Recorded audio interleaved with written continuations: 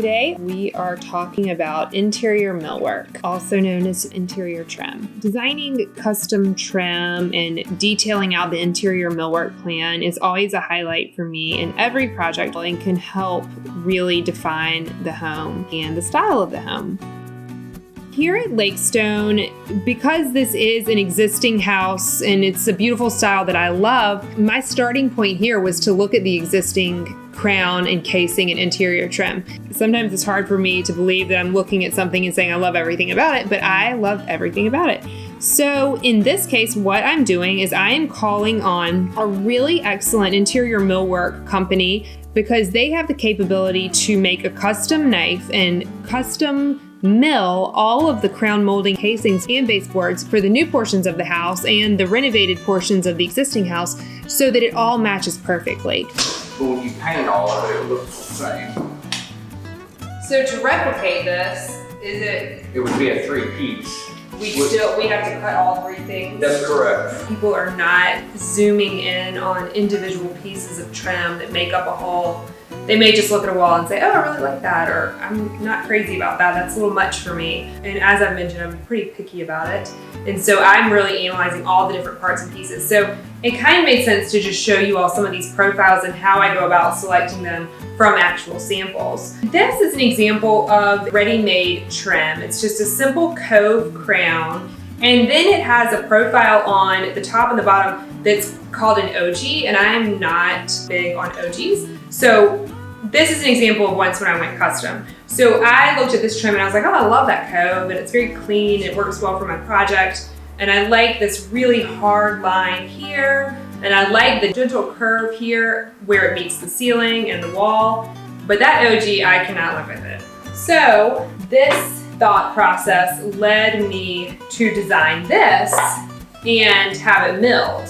Title MA Crown Special. So what you see here is kind of how I took a stock crown as inspiration and landed on something that was more fitting of what I wanted. So it's hitting the scale that I need. It looks like a multi-piece crown, but it's only one piece, so that kind of helps us with the labor budget from the trim carpenter. I wanted a really nice, strong line at the ceiling. I like kind of getting that kind of perimeter outlining that allows for.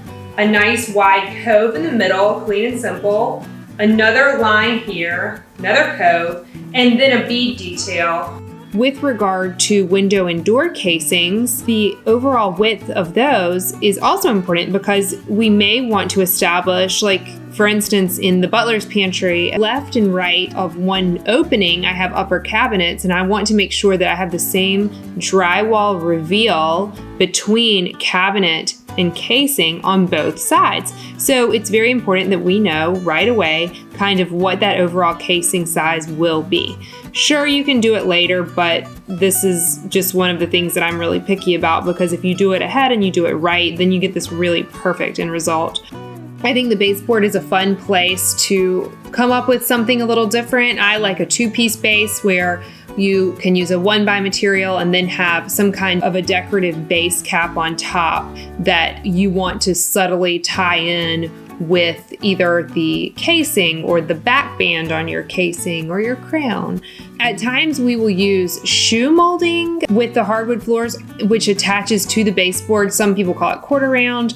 I am not a big fan of this. If for some reason we have to have shoe molding, then I'll typically go to what's called a Shingle Rake profile. Using this instead of shoe molding, where the baseboard meets the floor, only in cases where I have to hide some kind of a gap between those two or uneven floors. Sometimes will require that we have something there to conceal that. So this is kind of an example of the Shingle Rake profile, which can be painted to match the baseboard.